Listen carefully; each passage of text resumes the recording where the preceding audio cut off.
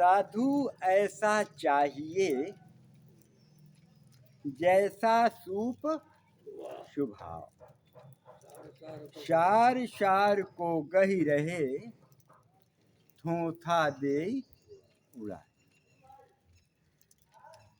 बहुत प्रचलित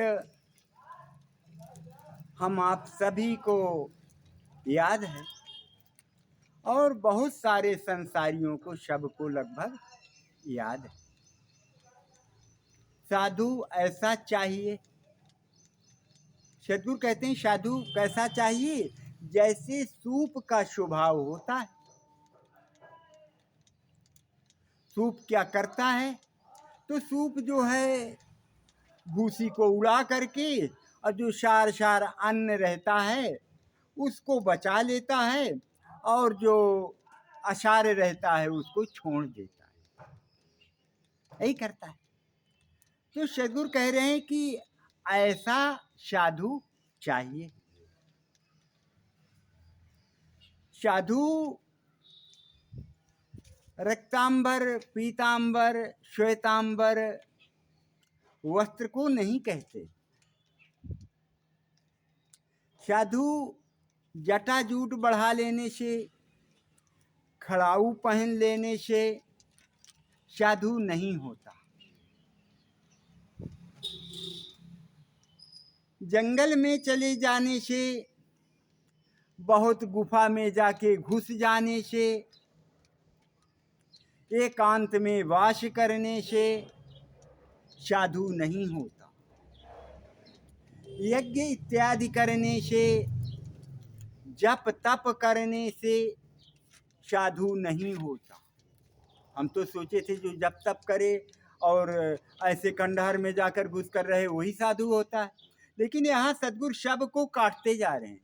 कहते ना ना भाई, ये साधु का प्रतीक नहीं है।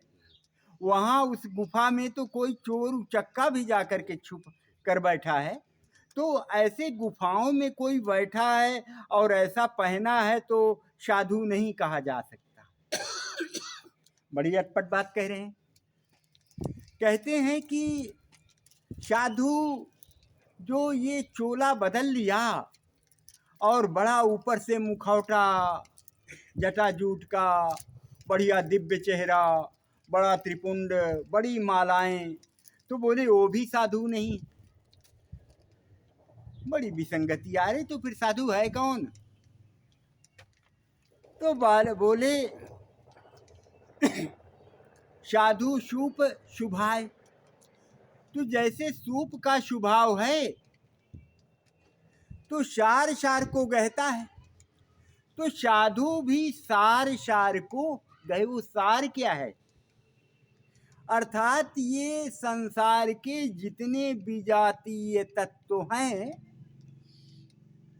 तो फिर ये तमो रजो सतो तीनों में ही तो ये है विजातीय, जिनके द्वारा पार नहीं लगता, तो तीनों में ही तो हैं। तमो को ले लें तो वो तो अति निकृष्ट वाला, चोरी चमारी नंगई लुच्चई वाला। रजो को ले लें तो अपने वैभव में, अपने घमंड में, देहाभिमान में, वैभव के अभिमान में उसके पैर ही नीचे नहीं पड़ते। रात दिन है सब कुछ, लेकिन बस उसकी लालसा कि मेरा राज्य कितना बढ़ जाए, मेरा वैभव कितना बढ़ जाए, उसी के झमाझम में परेशान है। शतों को ले लो तो शतों का मान लो, ये जो सत्संग चल रहा है ये अभी शतोवृत्ति का है, और जो अच्छे कर्म करें शतों के है, किसी के साथ गलत बर्ताव ना करें शतों के है। तो इसको क्यों काट दिए कि भाई ये भी साधु नहीं है? इसका मतलब आप हम में कोई साधु नहीं है, क्योंकि भाई इसको हम कह भर रहे हैं। हाँ, यही तो कह रहे हैं कि तू अभी कहता भर है, तू चलता, अरे तू सार सार की बात करता है, सार को गहता नहीं है। सार को तू गहता, अभी तू दोनों को ग्रहण कर रहा है, सार और असार दोनों को। जैसा जिस समय जहां मौका मिला वैसी बात तू कह देता है। तो तेरी बातों से तो लगेगा कि तू वाह वाह वाह बहुत जानने वाला, बड़ा साधु, बड़ा अच्छे विचार, लेकिन अभी तो दुई भता है, दोनों में चल रहा है। मौका देखता है, अच्छे लोग मिले, उनके सामने 4 मंत्र बढ़िया झाड़ दिया, वाह वाह वाह वाह, ऐसा बनावटी मुखौटा बना करके। लेकिन असलियत तेरी ये नहीं है, असलियत कुछ और है। अभी तू प्रकृति में फैला हुआ है, इसलिए अभी तू साधु नहीं है, साधु नहीं है। तू साधु फिर किसे कहेंगे? ये तो बड़ा अटपट फंसता चला जा रहा है। और यहाँ तो हमें ढेर का ढेर, लाइन का लाइन साधु मिल रहे हैं। जिस मठ में जाते हैं सब साधु साधु, तो क्या उनको साधु ना कहें? क्या कहें? वहाँ उनसे ईर्षा द्वेष नहीं करना है, उनको साधु, उनके वेश को प्रणाम करना है, लेकिन उनके कहे सुने पे विचार स्वयं का, विवेक स्वयं का जरूर रखना है। समझ में आ रही ना बात? जो भी कहें, जिन साधुओं को आप अपने दरवाजे में रोक लिए, आतिथ्य सत्कार कर रहे हैं, खिला रहे हैं, पिला रहे हैं, तो उनकी बातें तो सुनी, लेकिन उसमें विवेक सर्वोपरि रखें। वो क्या कह रहा है? कहीं इस वेश में कोई और तो नहीं टपक पड़ा कि पलक झपके तो वो कुछ और ही कर जाए? तो सुनो, लेकिन उसमें गुनो, मनन करो। जब गुनोगे तो कुछ निष्कर्ष निकलेगा, यही ना? इसलिए साधु जो अपने इन बहकती हुई इंद्रियों को, व्यवसायियों को, जो रात दिन इस प्रकृति में व्यवसाय करा रही हैं, वो 5 ज्ञानेंद्रियां, 5 कर्मेंद्रियां और 4 अंतःकरण चतुष्टय, 14 व्यापारी हो गए। इन 14 व्यापारियों को संसार के राग रौनक आनंद क्षणिक में किसी भी तरह न जाने दे, अर्थात केवल जननेन्द्रिय संयम ही नहीं कि वो पेशाब नलिका के चमड़ी में छल्ला पहना दिया तो नागा बन गया, तो वाह वाह चरमोत्कृष्ट वाला संत हो गया। ये प्रतीक नहीं है साधु का, छल्ला पहनने से। इसलिए जब तक ये जो 14 की बात हुई, इनको जो नहीं साधता, साधु जो साधे, इनको साधे, तब तो साधु अगर इन्हीं को अन्ना छोड़ रखा है और ये मनचले अभी अपना अपना काम बढ़िया बना ही रहे हैं और कर ही रहे हैं और संसार में अपना बढ़िया पका ही रहे हैं, तो साधु ये वेश तो चल, अगर इस पथ में चलता है तो काम तो आ रहा है। क्योंकि थोड़ा तो शर्माएगा कि मदिरा के दुकान में ना खड़ा हो, मछली के दुकान या और ऐसी जगह में लंपटता की जगह ना खड़ा हो। अगर चल रहा है तो नहीं, फिर भी काम नहीं आएगा, इससे वो और बढ़िया छुपाव में काम करेगा।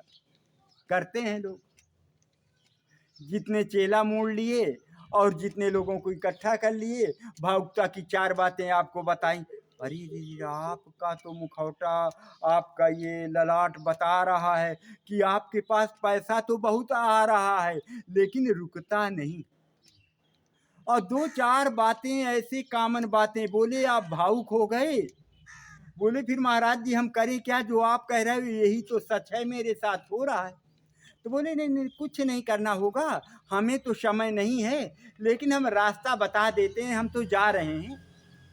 तो बोले केवल 101 विद्वानों को, पंडितों को बुला लेना और केवल महामृत्युंजय जाप बैठा देना, 7 दिन में 7.5 लगा है और वो सब वारा न्यारा हो जाएगा। बोले महाराज जी फिर मैं कैसे करूं? साहब जी मैं कैसे इतने विद्वान 101 मैं कहाँ से ढूंढूंगा? कुछ तो आप कृपा करो। अच्छा तुम भगत अच्छे हो, तो फिर मैं थोड़ा सा मदद कर देता हूँ। तो मदद करने लगे तो सबको रंगा चुंगा के पहना कर ला करके बैठा दिए, रबड़ी छानते छनाते रहे। और महामृत्युंजय जाप तो अंदर अंदर होता है, तो अंदर अंदर वो बढ़िया कान में लगी है, ऊपर से अचला ओढ़े हैं, और वो बच्चे तो आते हैं रंग चुनकर पहन करके। समझ में आ रही बात है? तो जब तक ये सब है, केला बनाने का, पैसे की बरसात कराने का, तब तक निर्छल आनंदित हो करके आपको कोई संदेशा नहीं दे पाता है। वो बातें केवल भावुक वाली, आपको जीतने वाली, आपको आनंद में ग्लैड करने वाली तो बताएंगे, ताकि पैसे की बरसात हो। इस पथ में चलने के लिए, जागृत होने के लिए वो बातें नहीं कहेंगे। बात बाहर ना जाए। साधु साधु कैसा चाहिए? जो अपने इन इंद्रियों को, सब व्यवसायियों को साध ले। केवल जन्नेन्द्रिय संयम ही नहीं, शादी नहीं किया तो बाल ब्रह्मचारी। अरे तुम तो एक पत्नीधारी, वो तो अनेक पत्नीधारी। कहाँ से बाल ब्रह्मचारी? शादी नहीं किया तो बाल ब्रह्मचारी। ये सब बातें नहीं बनती हैं जब तक सकलेंद्रीय संयम नहीं है, तब तक साधु नहीं है। वास्तविक साधु कौन? जो शकलेंद्रीय संयम है, पूरी इंद्रियों को ही संयमित कर लिया है, अब उसका बाल बांका नहीं कर पा रहा है। कौन? अरे ये प्रकृति, ये सदा मूल प्रकृति अब उसका कुछ भी नहीं कर पा रही है। क्यों? वो तो देखता भी है, कम वस्त्रों में देवियां भी दिखाई देती, संसार भी दिखाई देता है, खाने पीने की चीज भी खाता पीता है, सबसे बोलता बतियाता भी, चलता फिरता। फिर क्यों?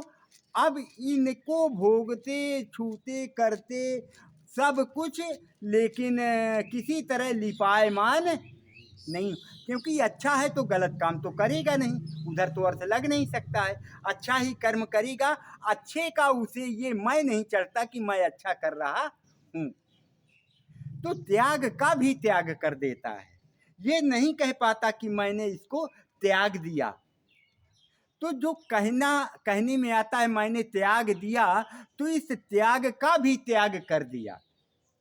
अब केवल वो अकेला बचा, जिसको हम आप कहते हैं आत्माराम, चेतन, जीव, ब्रह्म, शोल, राम, श्याम, जिस नाम से अल्लाह, यीशु, खुदा, गॉड, जिस नाम से उस प्रभु को जाने, अकेला बचा। प्रकाश स्वरूप, ज्ञान स्वरूप अब हो गया आत्मिक बोधेन, बन गई बात। तो ऐसा वो संत और साधु है जो अपने को साध ले। इस पर कुछ देर तक मैं निवेदन करने की कोशिश किया। इस मंत्र को सहज में सब लोग पहले से इतना गाते सुनते चले आए हैं, तो साधु के बारे में जो चार शब्द बोले, यहीं पर अब वाणी को विराम देते हैं। प्रेम से बोलिए सद्गुरुदेव की। अहम शुद्ध चैतन्य ज्ञान स्वरूपम, अजर हम अमर हम अखंडम अनुपम, अहम